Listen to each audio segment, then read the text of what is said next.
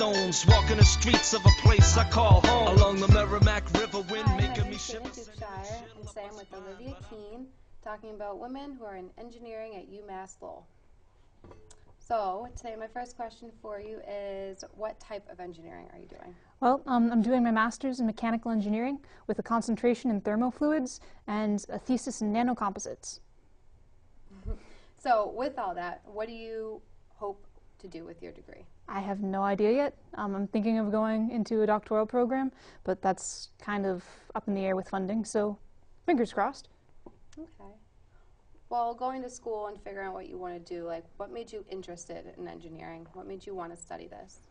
Well, when I was really little, I wanted to be a pilot. That was my thing. From the time I was 3 years old, I was going to be a pilot, and I was going to fly airplanes. Around 4th grade, part of me started thinking, well, anybody can learn how to fly something. You know, building it must be even cooler.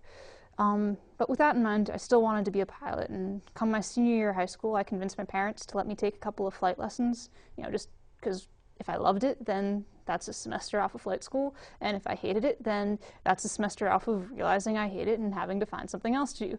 Well, the job prospects for pilots are kind of dismal, and the idea of flying is nothing like the reality of flying. So my senior year of high school, excuse me, I realized I didn't have a major, and I had to look and figure out what I wanted to do. But all of those things that I had done to make myself an attractive candidate for various piloting schools, doing well in math, taking a lot of science classes, also made me a really attractive candidate for engineering school. And the more I looked at it, the after-school activities I really liked, like Science Olympiad, were things that kind of are engineering, but with a different shirt on. So I figured I'd apply for engineering. Cool. So I know engineering is usually more of a male-dominant field. So when you started engineering and from when you graduated, was there a difference in like gender or anything? So I'm kind of unusual. There was another girl in my high school who was going into engineering, and for whatever the reason, we both decided to go to UMass Lowell. So I came in with a roommate who was also in mechanical engineering. I had a built-in lab partner. We were the only girls in our labs, 9 out of 10 labs that we took. So by and large, we were the only 2 girls in a lab. But a lab isn't your full class. A lab's generally 15 to 20 people. So that's still, 1 in 10. All of the girls that I know who started engineering as engineers have finished engineering as engineers.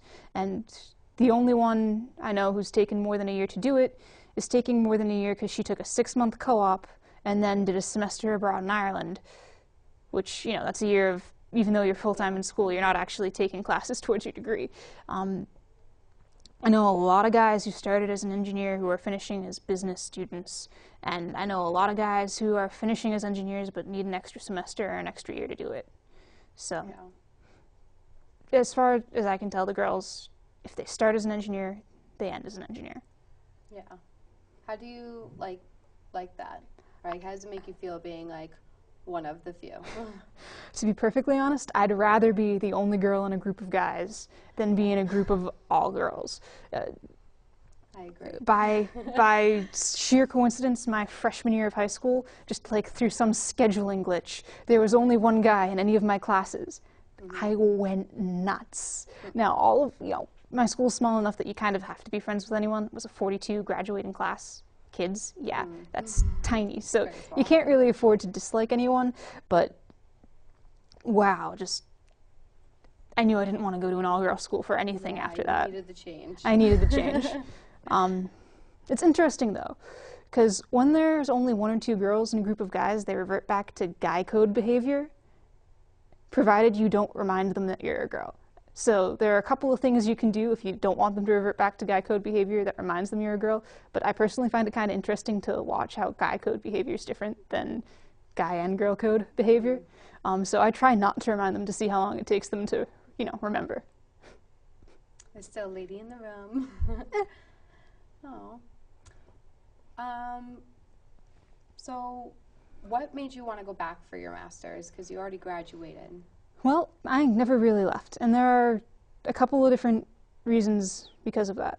The first is I'm very much a path of least resistance education person. So, I didn't apply to private high school. I just stuck in the same school I'd always been at. It was a charter school. I applied mostly to state schools when I was getting ready to go to college because the applications were easier. And so when you're in UMass Lowell, they've got a bachelor's to master's program for the engineering department where you can fill out a form and it's like 1 page of questions and, a 3-paragraph long essay. And you get to stay on to do your master's in an extra year. And that was a really easy application compared to any other master's application I could have gone. And, it was very easy to just file the form and stay. So I did. But I was always planning on getting my master's, and there are a couple of reasons for that. One is my mom's a chemist. Well, she's a chem teacher now, but she was an industrial chemist for about 10 years. And she has her master's in chemistry. And when I told her I was thinking about going into a technical field, she took me aside and she said, look, if you're going to go get a technical degree, you need to promise me that you're going to at least get your master's, because with a bachelor's, you're only going to be good for 2 promotions. And then she proceeded to list all of her friends that she had who started doing their master's either after having been out of school for a couple of years or their master's part-time while they were working for a year, and only one of them had actually managed to get their master's. So this was sort of floating around in the back of my head that I had promised my mom I'd get my master's by going straight through. And then there was a kid from my high school. He had graduated 4 years ahead of me. Really, really smart guy. Does the bachelor's to master's program at UMass Lowell, gets all of his classes done, finishes all of his research for his thesis 3 years later, and he hasn't defended. Yeah, so my mom wasn't exaggerating when she said that once you start working, you don't actually finish your master's, and once, you see it once with a friend of yours, and then you start looking for it, and you see it all over the place with a bunch of random acquaintances, and I know I'm going to need it eventually, so now seems like the best time to get it. Yeah, well, good for you. So now that you're in the master's program, do you still see a difference, like male to female, anything at all? Well, in my lab, one, it's kind of strange because I think like all of the girls decided to pick desks in the same room, and I know I picked my desk on a day when nobody else was in, so I don't know if that was intentional on the part of the other, women in the office, or if it was just sort of, chance like it was with me. But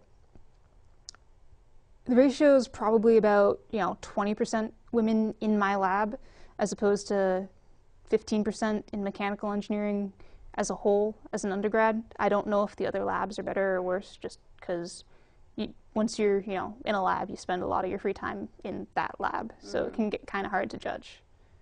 Yeah. So with this, do you currently have a job, or what is your dream job if you don't have one now? I don't really have a dream job, but at the moment I'm a research assistant at the university, which means that they're compensating me for the credits I'm enrolled in. I don't have to pay to take classes provided I do research for the university. And so they gave me a project, and that's the project I'm writing my thesis on. And that project is in copolyester nanoclay nanocomposites. Tell me more, because a lot of people don't know what that is. Okay, I didn't expect they would. So first things first, a nanocomposite is a composite where one of the materials is at the nano level. And a composite is a material that is made of 2 or different materials that have been combined. Now, composites occur in nature, and they occur in synthetic, man-made stuff. In nature, the example that gets brought up all of the time is wood, because wood is a bunch of fibers that are held together by tree proteins, and they behave as such. When it comes to synthetics, I guess the most famous one is fiberglass. So you've got a glass fabric that's held in place by an epoxy, and it gets some really interesting material properties. So what I'm doing is I'm making a composite where instead of both of the things being really large, like an epoxy and a cloth, I'm taking a plastic and a nanoclay. And a nanoclay is exactly what it sounds like. It's a clay where the dimensions of the clay are on the nanometer level. And so what I'm trying to do is I'm trying to get that material system to play nicely. Okay. So what do you hope to maybe do with your degree? The biggest thing, little kid dream that you have? You see, you ask that question and my 3-year-old self starts berating me for not having gone to pilot school. You know, the idea of flying isn't the reality of flying, and that's all there is to it. But I think it would be fun to design roller coasters, to be perfectly honest, but yeah, that would be. it would just, you know, it seems like a really fun little kid job. And I don't know if I actually got into that, if I'd like it or not, because I've been really, you know, the things I think I like as a job, I've turned out to not like as a job, you know, going back to that piloting example. But I think that's something that might be fun. I really have liked the working in material sciences thing. I did an internship in corrosion at a nuclear, not at a nuclear power plant, but at a company that designs nuclear power plants, and that was a lot of fun too. And so those are 2 different areas of material science. Yeah. So wait, what'd you do at the power plant? So the way nuclear works is, since nuclear, the way it's set up, is safe. People don't realize that there's radiation all over the place. We're being irradiated right now.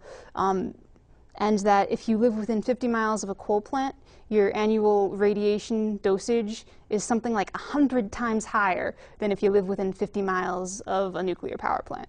You know, nuclear power plants, however, have the potential to be dangerous. When they go wrong, they go very wrong. So the way the rules are set up for them is, if anybody at all has a concern, you actually do have to stop and, you know, investigate it. So somebody somewhere along the way was afraid that the pipes in this nuclear power plant were going to rust. And so they had to prove beyond a shadow of a doubt that the pipes weren't going to rust. And the way you prove something beyond a shadow of a doubt is you go and you look up all of the research papers that have ever been published on the subject, and you compare and you contrast all of their conclusions. So that was my job. Wow. The first week on the job, they gave me the first 3 volumes of the American Society of Metals Handbook. Yeah, and they're like this thick. And they said, okay, read up. And after I got through those 3 books, which took like 2 weeks, they said, all right, you're going to go work at the MIT library for the next 3 weeks. We trust you to report your time accurately and bring back all of the papers you can find on this subject. So wow. I did. Some heavy work. Yeah, it was fun though. I liked it. So. Oh. And it turns out that the risk of those pipes rusting is actually really, really small. So. Well, earlier you mentioned to me about wanting to go back to school for your doctorates. Yeah. Tell me more. Okay, so about it. at the moment I'm involved in a research project. It's a nano composite, so it's plastic with clay mixed in, and the hope is that it'll make a good lamination for safety glass, so for like bulletproof glass or safety goggles. And I've started to get into that project, and I've made a proof of concept, and I've gotten some initial tensile test data, which is still being post-processed, so I can't tell you anything interesting about it yet, but it's starting to get really interesting, and I'm not really ready to give that project up yet. So if the university is willing to keep me on for another couple of years and I can get a doctorate out of it, I'd be more than willing to do that. Wow, that sounds awesome. Yeah. Good for you. Thank you. Earlier you also told me about the Society of Women of Engineers. Can Yep. you tell me more about that? So the Society of Women Engineers is a national and international, but mostly within the United States, organization dedicated to promoting women in engineering. It's been around since the 50s, and back in the 50s, engineers, 1 in a million were women. And now we've gotten to the point where it's 1 in 10. So there's still a gender gap there, but 1 in 10 isn't even comparable to 1 in a million. So, we're making progress in the right direction. So there's, societies to help women feel like they're not all alone in engineering. They teach you networking, they teach you negotiation, they provide career advice, and it's a really, really useful tool to have sort of in your networking toolbox. So when I was a freshman, the university was working on starting a new chapter of the Society of Women Engineers. We'd had one for about 20 years, and it had died off recently, and they didn't want it to go away. So my freshman year, I went and I did SWE, and I thought SWE was awesome because it was, an hour a week where I wasn't the only girl in the room. And I don't mind being the only girl in the room, but sometimes it's nice not to be, you know? So at the end of my freshman year, they looked at me and they said, you're one of 4 people who's eligible for an officership position. Do you want secretary or treasurer? And I said, well, treasurer, I guess, because my handwriting's terrible and I can't spell. And so I got to be treasurer for the UMass Lowell chapter of the Society of Women Engineers for a year, and they were willing to fly me out to attend the national conference because I was an officer. And that is something that I'm really glad I got to do. There was a career fair there, and it was absolutely spectacular. Well, because there are a bunch of companies who, you know, they're interested in hiring women engineers, but there aren't really that many out there. So, you know, it was an absolutely fantastic career fair. They had an astronaut come in as the guest speaker, talking about how, you know, she got into MIT and she didn't know how to pay for it, so she joined the Navy and she somehow became a deep sea diver. So when she got out of the Navy, NASA just sort of snapped her up. And, you know, she talked about work-life balance because she has 3 kids, and, you know, her husband was in the Navy too, I think. So, you know, that, you know, there was that part of the story, but that was an inspiring experience. But the nice thing about SWE is there's this idea that you can do it and you don't have to be one of the guys to do it unless you want to be. And that's something that in male-dominated fields sometimes gets glossed over. There are a lot of things out there that haven't been designed well because women are the ones who use them, but men are the ones who are designing them. If you go work at a cosmetics company, I'm serious, 9 out of 10 engineers there too are men too. So, you know, a guy designed your lipstick. You know, maybe not the color, maybe not the fashion shades, but when it comes down to, okay, how do we get the lipstick cap to screw, a guy did that. And every now and again, it's something that just doesn't make sense. I mean, I could talk about certain sanitation devices, and I won't, and that's the reason why, because they're being designed by somebody who's never going to use them. So, you know, it's nice to have an outlet to discuss what those problems are, and it's nice to have an outlet where, yeah, they're teaching you how to network as a woman so that you don't fall prey to things like the glass ceiling or, you know, forgetting to negotiate your starting salary, because if you don't negotiate your starting salary, then it's been proven that, you know, for every $1,000 you make less at the start of your career, you're making $5,000 less per year at the end of it. So it's, you know, a useful skill set to have, and I made a lot of really good friends through SWE, so. Yeah. So in your major, like, how do your friends take it? Well, I am one of the stranger engineers you were ever going to meet in that I was almost a theater minor. And I was almost a theater minor in acting, not a theater minor in, like, special effects. Because I know a couple of engineers who went through engineering school because they want to work at special effects houses, and now they're working at special effects houses. But I like the acting side of theater. So a lot of my friends are theater people, and they always have the, why the heck are you an engineer reaction? Because if you're doing theater, why the heck are you an engineer? And I like it, and I'm good at it, and I'm one of those people who, once I start something, I finish it. So by applying to school as an engineer, I pretty much sealed my fate for finishing school as an engineer.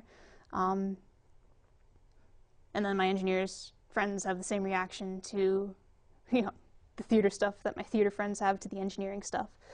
But my engineering friends, nobody minds that you're a girl in engineering, and, you know, people are occasionally a little bit surprised, but not really. You know, it's expected that there's 1 or 2 there. It's when you start outnumbering the guys that the eyebrows start going up. I've noticed something. When there's only 1 or 2 girls in a room, guys revert to, like, guy code of behavior. Guys have a guy-only behavior code, and they've got a there are guys and girl in the room behavior code. But if there's only 1 or 2 girls in the room, for whatever the reason, I guess guy-only behavior code is easier for them because they'll, like, revert back to it. And it can be fascinating to watch. So, you know, there are a couple of things you can do to, you know, sort of subtly remind them that, hey, there's a girl in the room, you might want to go back to girl mode, but I don't really see the point in doing it because it's a lot more interesting to watch guys interact when they're in guy-only mode than it is to watch guys interact when they think girls are watching them. So I try not to remind them when I'm the only girl in the room. Well, what about, like, when you came into school, you never had, like, any doubts or never wanted to change your major 4 times like I have? You stuck with it the whole time? engineering is not the easiest major in the world, No, so it's there were those very difficult. there were those panicky moments of sometime around midterms every semester where I would sit down and I would figure out exactly how much longer it would take for me to graduate if I suddenly transferred into, I would flip-flop between transferring into, you know, the theater degree as an acting major or into modern languages, because I have been taking French lessons for 20 years. I had 12 years of Spanish throughout, you know, kindergarten through senior year of high school. I've got 5 years of Latin under my belt, and I figured I could probably test out of the first 3 or 4 years of a modern language degree if I actually bothered to sit down and take the tests. And then I'd get my midterms back, and I'd get B's on all of them, and I'd go, phew, and I'd go right back to studying for engineering. Yeah, Well, that's good. the way I see it is there are a lot of jobs. If you're an engineer and you want to go off and you want to write novels, you can go off and you can write novels with an engineering degree. If you're an engineer and you want to go off and audition for plays and be an actor, provided you've got a good, you know, body of work as an actor, you can totally go off and do that. If you've got an English degree and you want to go work designing roller coasters, they're not about to let you in the room, I'm sorry. So Yes. it seemed like a better idea to get the engineering degree because it gave me the freedom to change my mind later. And, you know, next thing I knew, it was halfway through junior year, and it's like, okay, I am getting this degree if only to prove that I can get through the ringer of junior year of an engineering degree program. So I did. So you never wanted to change your mind, your major? Not seriously. Panicky, yes, but Yeah. not, you know, like seriously wanted to. So. Oh, good for you. So what about your professors? How do they treat you? Is there My any professors difference? are actually really good at just, you know, you're another student, you need to get through same as anyone else. Of course, oh, that's not a story you can tell on TV now, is it? There are a couple of, you know, girl problems that might occasionally arise that it becomes very difficult to, you know, ask to excuse yourself to take care of if you're the only girl in the room. But I don't think that's an engineering thing. I think that's just a guys reverting back to guy code thing. I will say when I wanted to ask for a week off of classes to go to the Society of Women Engineers conference, they were all very excited, you know, especially that the university was, you know, willing to foot the bill for the plane ticket for me to go. Because, you know, they thought it was a, you know, good opportunity, good networking, good for the university, good for me, and they were all really supportive of that, which, you know, Society of Women Engineers, you know, you might not have expected all of them to be, but I got 3 offers for extensions for lab reports, you know, so I could go and attend this thing, which didn't need them, but it was still, you know, it was still nice to get them, you know? Wow, good So, for you. the professors, by and large, are pretty good at, you know, you're a student first, you're a girl or a boy second, and when it comes to school, that's really how it should be, because it shouldn't be gender, it should be, do you want to be here, and are you actually pulling your own weight and staying? At least those are the experiences I've had. There might be girls out there who've had different experiences, but, you know, and again, I'm pretty good at not tripping up a girl has just entered the room, change your behavior mode, so I'm not sure I've got the typical example of that. You know, you might get a different story from a different engineer. Some of the professors are nice, some of the professors aren't so nice, but I think that's true of pretty much any major. So what about like your family and your parents' reaction to you wanting to go to school with such a prestigious degree? My mom was not surprised. Yeah. My mom was not surprised. My dad had actually started off going to school as an engineer. So it's like in the family. Well, not really. So my dad started off going to school as an engineer, and then he transferred schools, and they told him that the Calc 1 he had taken in his first school wasn't good enough, so he had to take Calc 1 again. Yeah, so then he took Calc 1 there, and apparently he had taken the wrong Calc 1. So by the 3rd time they told him he had to take Calc 1, you know, because none of the other Calc 1s were good enough, even though he had taken the class 3 times at that point in time. He applied, you know, in his version of my, do I change my major or not? He applied to cabinet making school. And he knew there was a wait list at this particular cabinet making school, so he figured he'd finish off his engineering degree, you know, do a semester or 2 at cabinet making school, and work off the remaining frustration from engineering school and be on his merry way. And then cabinet school called him back and said, hey, your woodworking portfolio is really, really nice. We're willing to take you right now. So that's what he did. And my mom, like I said, she's got her master's in, I think it's in neurochem, actually, and then she goes and she does work with photosynths, which are used in computer chips, and now she's a chemistry teacher at a charter school. But, you know, the scientific background wasn't really surprising for them, and I told you, my mom made me promise to get my master's. Yeah. So, good girl. They Listened. Well, she had a really good point. If it was just you gotta promise me this so that I can be proud of you, I might not have listened, but it was a really well thought out, hey, I've got a reason for making you say this. Yeah. So, You do my what mom's your mom pretty says. smart. When your mom has a good reason for something, it's a good idea to You do listen. it. So, Oh, well, good for you. thank you. Well, thanks for coming to talk to me today. Well, thank you letting me very much for interview having me. you. Okay, great. Thank you. So I'm Dana Dukeshire, and I was interviewed Olivia Keane about women working in engineering and going to school for engineering at UMass Lowell, and getting some insight about school and working.